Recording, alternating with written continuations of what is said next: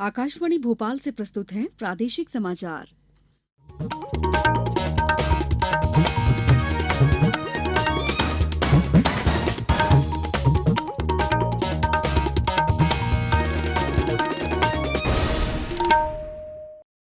नमस्कार, समाचारों के साथ मैं दीपा सिंह।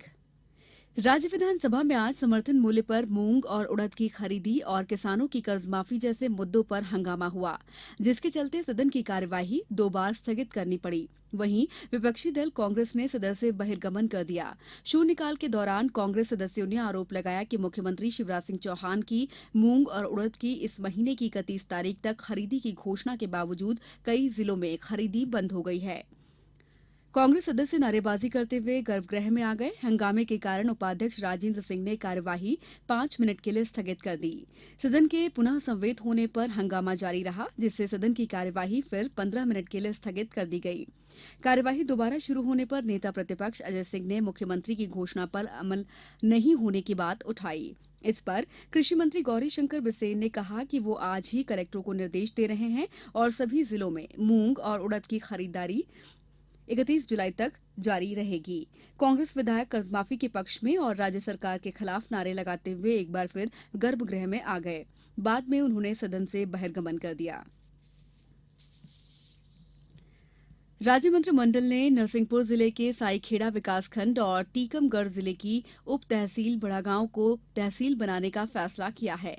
मुख्यमंत्री शिवराज सिंह चौहान की अध्यक्षता में आज हुई भोपाल में मंत्रिमंडल की बैठक में 56 आकाशीय विद्यालयों का प्रशासकीय नियंत्रण जिला पंचायतों और नगर निकायों को भी सौंपने का फैसला किया गया है।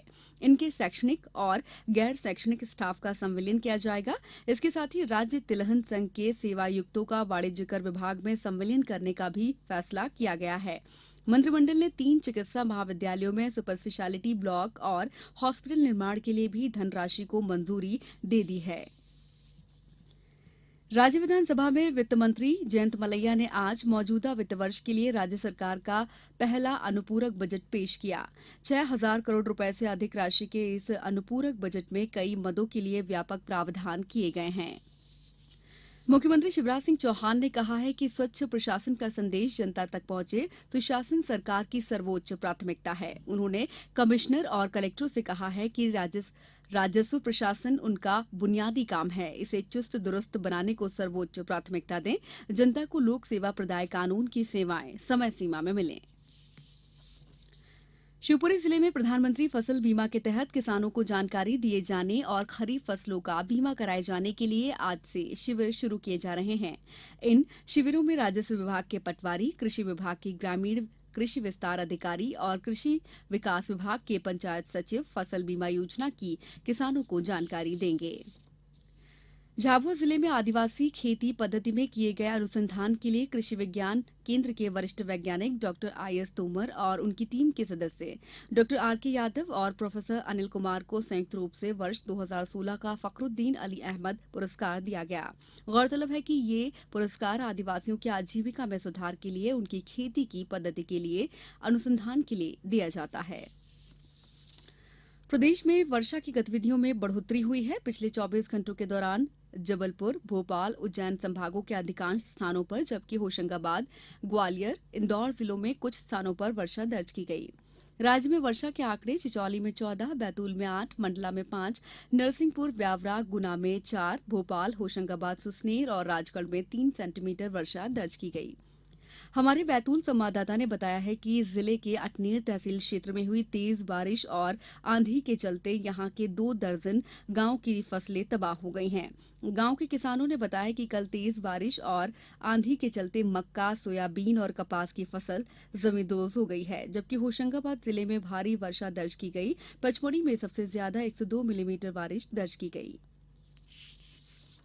अब कुछ समाचार संक्षेप में।